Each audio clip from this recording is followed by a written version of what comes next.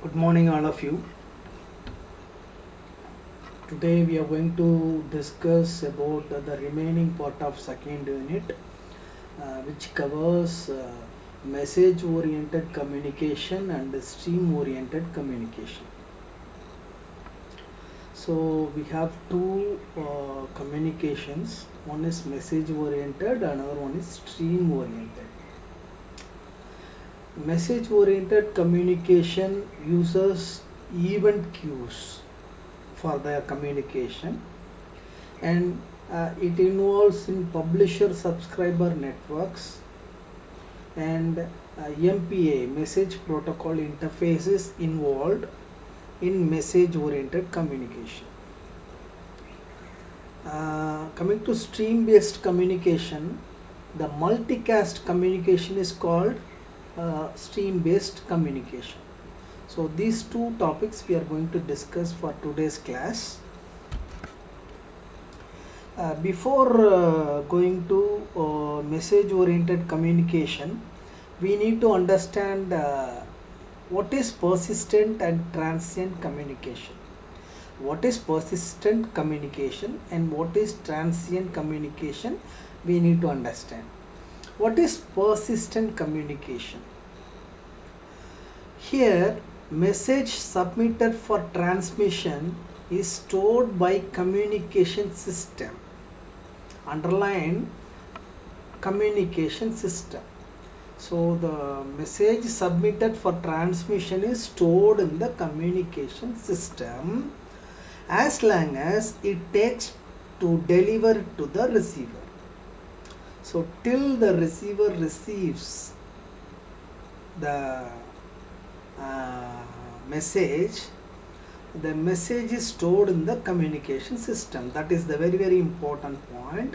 So the message used for transmission is stored in the communication system, not in the sender side or not in the receiver side.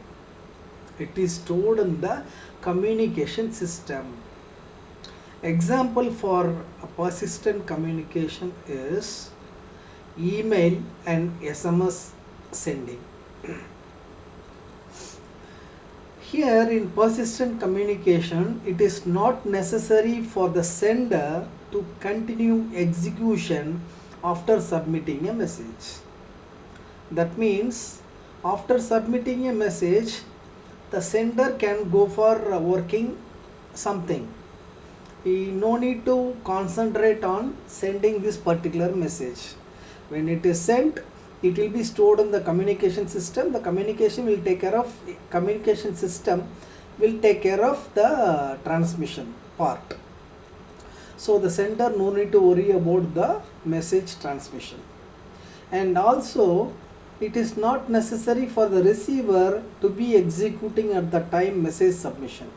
So during the message submission also, it is not needed that the receiver has to wait for the message to come. So the main part here is in persistent communication, since the transmission is stored in the transmission is taken care of by the communication system, which is in the middle part of the sender and receiver. The sender and receiver no need to worry about the transmission of message. That's what we have to understand in persistent communication. And coming to transient communication, message is stored by communication system only as long as sending and receiving applications are executing. Here the sender and receiver has to concentrate on the message transmission, even though the communication system is involved for transmission. Example is transport level communication services. Receiver needs to be there when a message is received. So the sender needs to be there when a message is sent. The receiver needs to be there when a message is received. But whereas in persistent communication, it is not needed that sender and receiver needs to be there. And asynchronous and synchronous communication. So we need to understand these type of communications also. What is synchronous and asynchronous communication? Asynchronous communication, sender continues the communication immediately after it has submitted its message for transmission. So sender continues immediately after it has submitted its message for transmission.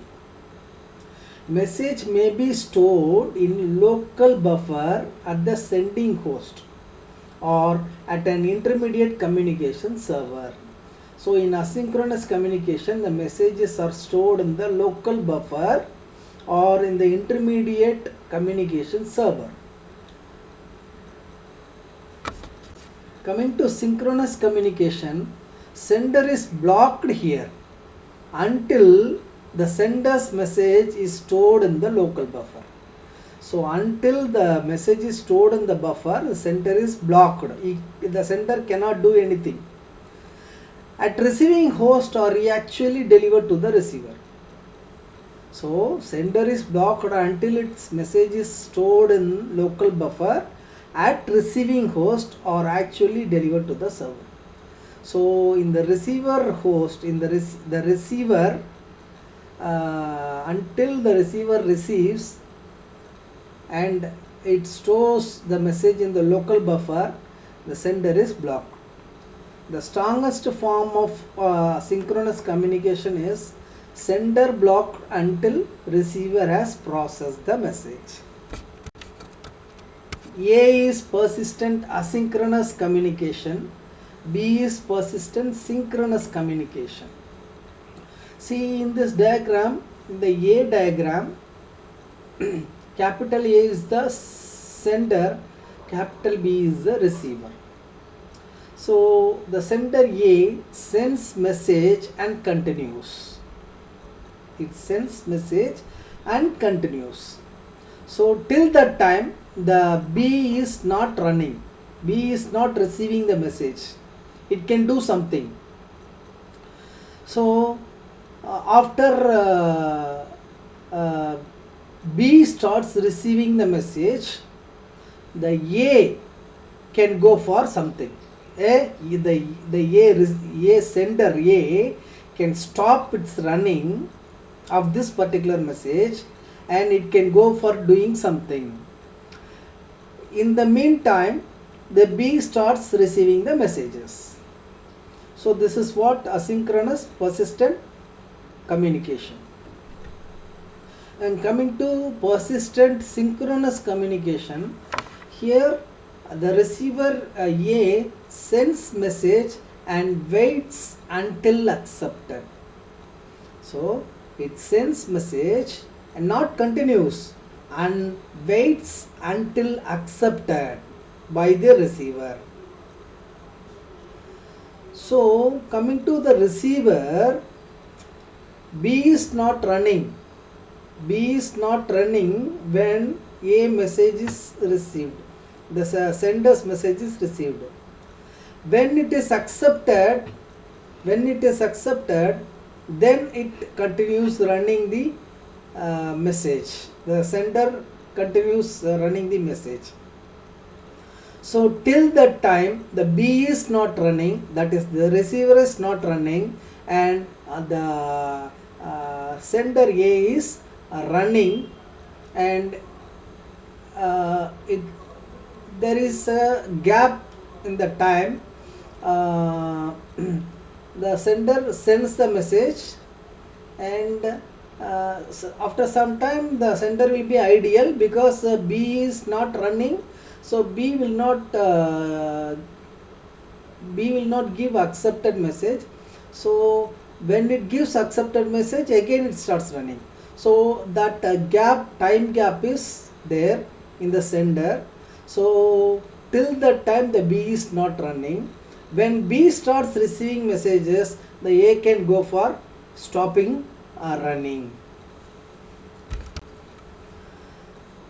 And coming to transient asynchronous communication and transient synchronous communication.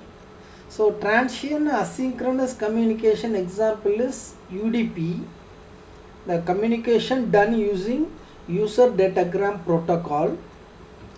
So see the diagram, C and D are there. C is the asynchronous transient communication, where D is the synchronous transient communication. So sender in asynchronous communication, transient asynchronous communication, in the diagram C, the sender A sends message and continues. So the message can be sent only if B is running. So at the starting, B is not running for some time. So when B starts running, B receives message of the sender. So message can be sent only if B is running in asynchronous transient communication. Coming to the diagram D, which is for transient synchronous communication, sender request and wait until received. Now the sender is requesting for sending message and wait until the acknowledgement is coming from the receiver. So during that time, the receiver is running but doing something else, and after giving the acknowledgement, the receiver will be ready for receiving the request. So after getting the acknowledgement, the sender will send the message. So after receiving the message, the receiver B will process the request. Types of communication again. Persistent asynchronous communication. Here the messages are persistently stored in local host buffer. Persistently means permanently stored in local host buffer or at an intermediate communication server. Persistent synchronous communication. Here the messages can be persistently stored only at receiving host. Weaker form of synchronous communication, that is persistent synchronous communication, is it is not necessary for receiving application to be executing.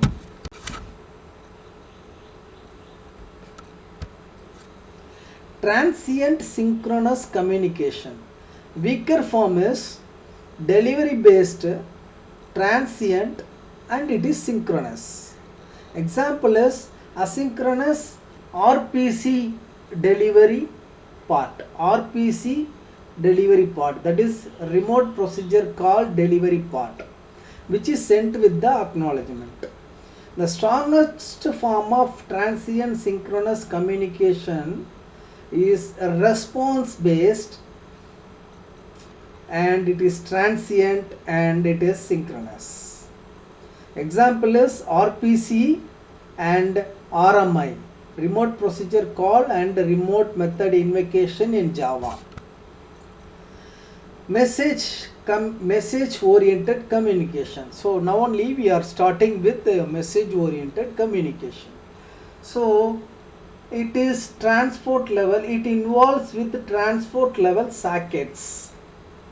The message oriented communication has two parts. One is message oriented transient communication and message oriented persistent communication.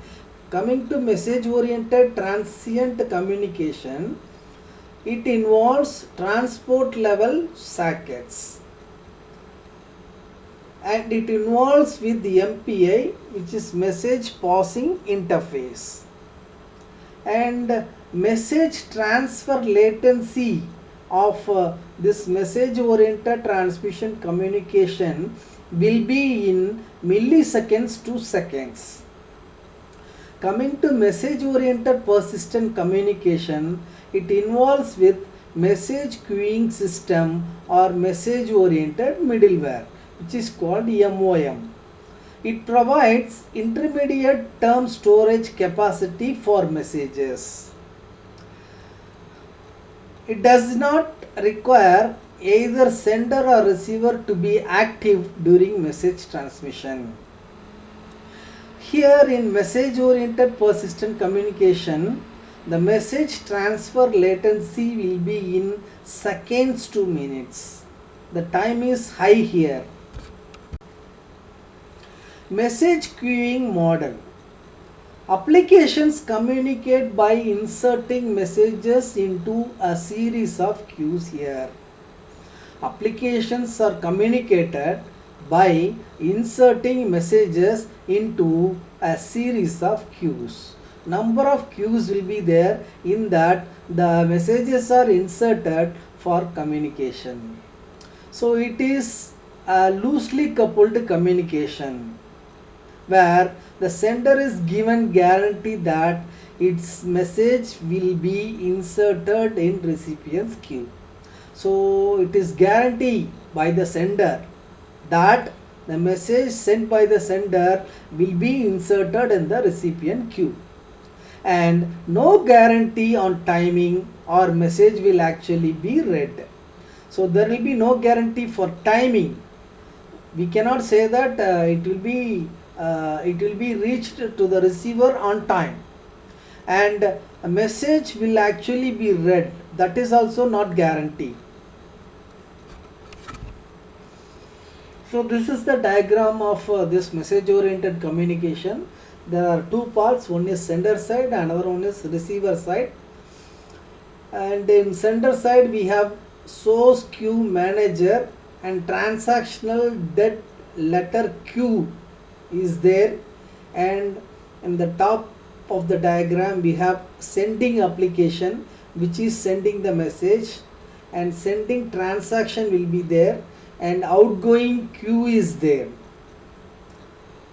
which is used for receiving the sender's messages. And coming to recipient side, we have destination queue manager which manages the queue which is coming from the sender, and in receiving transaction we have destination queue and receiving application. The receiving application will receive the messages from the destination queue. Message queuing model combinations. So loosely coupled communications are using queues. Sender and receiver can execute completely independent of each other.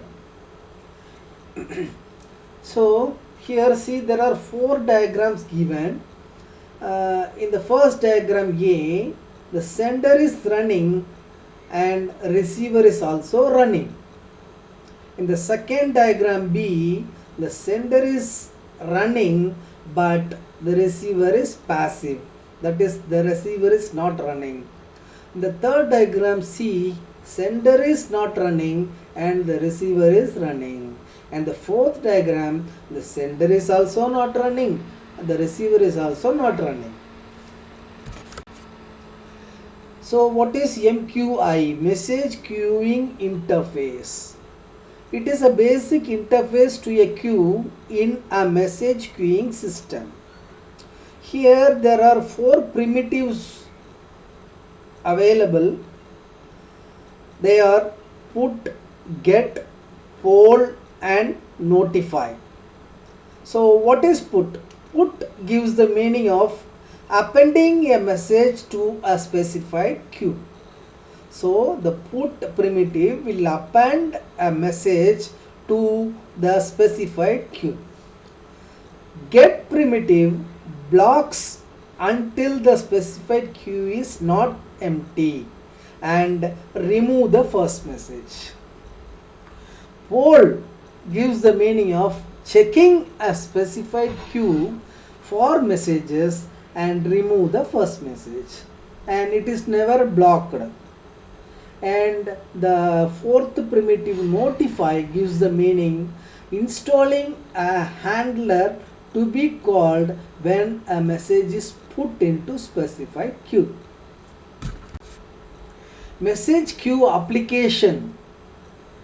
Amazon Simple Queue Service, Amazon SQS, is the example for message queue application.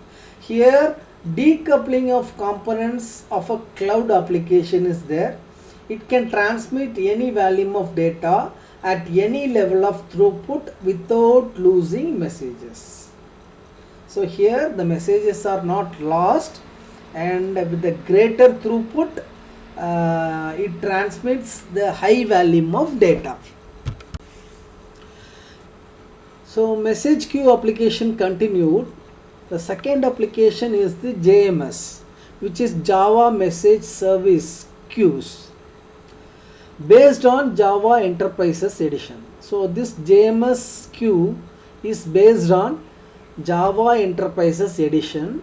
It is loosely coupled and it is reliable and it is asynchronous also. Other applications for this message queue are email, workflow and groupware, batch processing where job queues are involved, stream or complex event processing. So that's all about message oriented communication. Now we are moving on to stream oriented communication. In stream oriented communication, it is continuous stream of data. So continuous stream of data will be there in this type of communication. Example, real media stream. Whatever we are using now in internet for communication, that is the example. Modes for stream oriented communications are asynchronous, synchronous and isochronous. Asynchronous, there will be no time limit in asynchronous, and in synchronous maximum timing limit will be there, and in isochronous both maximum and lower limit will be there. There will be lower and maximum limit, time limit will be there in isochronous. So simple stream, one type of streams. So it is a simple stream, there will be only one type of stream, and complex stream there will be many number of streams. Example for complex stream is movie with video, audio and subtitles. QoS, quality of service, comes with the following properties: bitrate, delay, jitter, etc. It enforces quality of service in a main challenge. Enforcing the quality of service in stream oriented communication is the main challenge. Enforcing QoS, how to enforce quality of service? Mark packets as high priority. Here mark the packets which are involved in communication as high priority, so that it will be communicated by giving higher priority. Use buffers to reduce the jitter.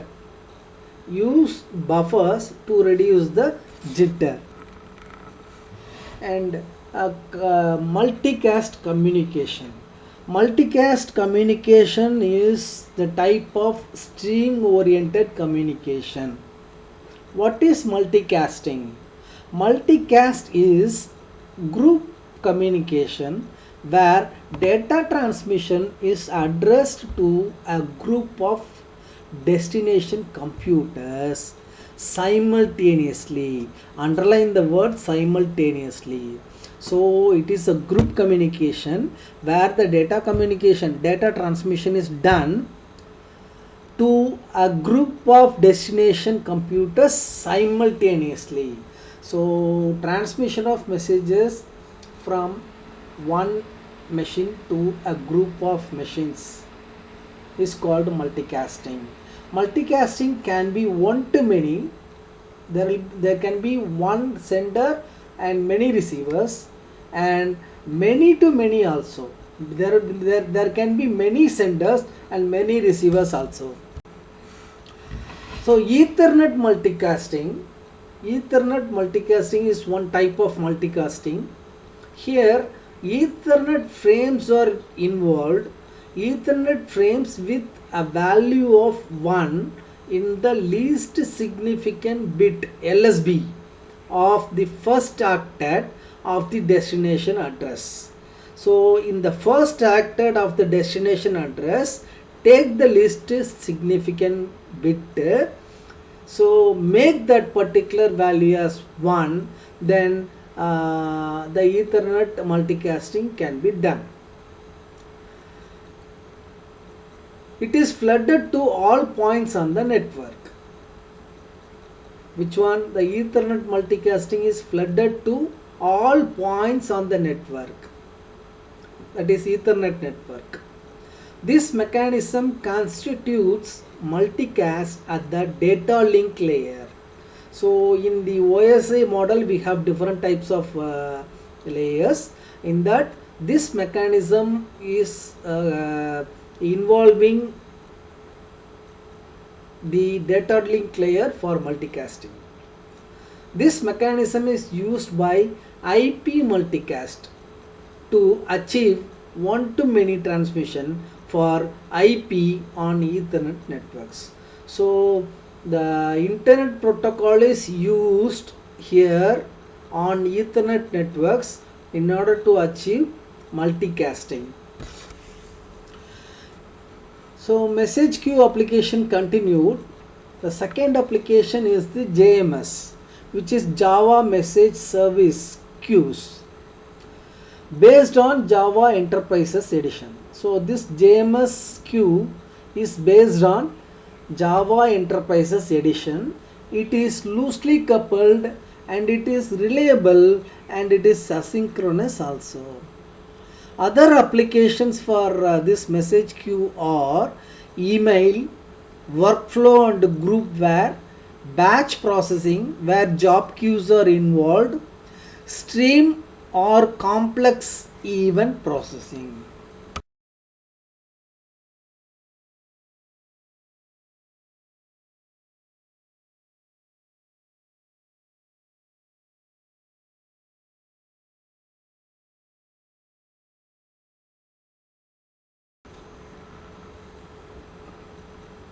This Ethernet multicast is available on all Ethernet networks. Multicasting spans the broadcast domain of the network. Multiple registration protocol can be used to control Ethernet multicast delivery. So to control the multicast Ethernet delivery, this multiple registration protocol can be used. And coming to next multicasting type, which is IP, Internet Protocol Multicasting. It is a technique for one-to-many communication over the IP network. So in IP multicasting, the IP network is involved. In Ethernet multicasting, Ethernet network is involved. In IP multicasting, the destination nodes send Internet Group Management Protocol, join and leave messages. So the destination nodes send Internet Group Management Protocol, join and leave messages. There are two messages. Join and leave messages are sent by the destination nodes. For example, in the case of IPTV, when the user changes from one TV channel to another. This is the example. In IPTV, when the user changes from one TV channel to another, the IP multicasting occurs. IP multicast scales to a larger receiver population by not requiring prior knowledge of who or how many receivers there are. So the IP multicasting can be scalable into a larger number without considering who is the receiver or how many receivers are there.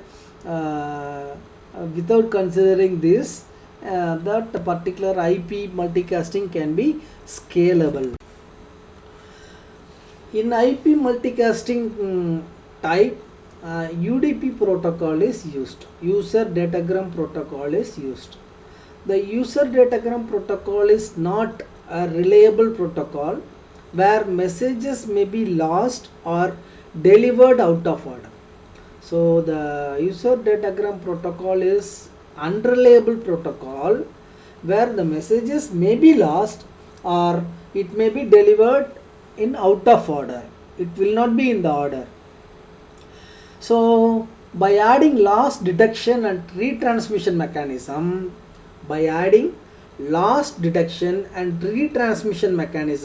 the reliability can be achieved in multicasting.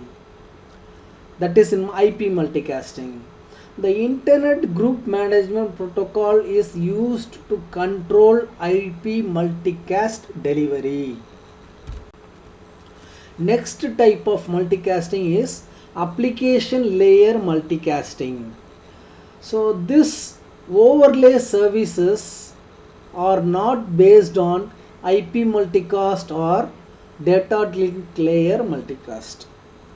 So this particular IP application layer multicasting is not based on IP multicast or data link layer multicast. Instead of that, they use multiple unicast transmission to simulate a multicast. Here unicast is actually involved. What is unicasting? One-to-one transmission is only involved here. So by having that one-to-one transmission, that is unicasting, multiple unicasting can be done to achieve the multicasting instead of using IP multicast or data link layer. These services are designed for application level group communication. So application level group communication purpose only these services are used. Internet Relay Chart IRC implements a single spanning tree across its overlay network for all conference groups. So in this, the Internet Relay Chart implements a spanning tree for all conference groups in order to achieve the application layer multicasting. In some peer-to-peer technologies, they employ the multicast concept known as peer casting when distributing content to multiple recipients. So in peer-to-peer system, the multicasting is achieved through a concept called peer casting. So that's all about today's class. We have discussed about message oriented communication and stream oriented communication. So with this we have completed all the topics in second unit. So second unit is completed. So in the next class we will be starting the third unit. Thank you very much.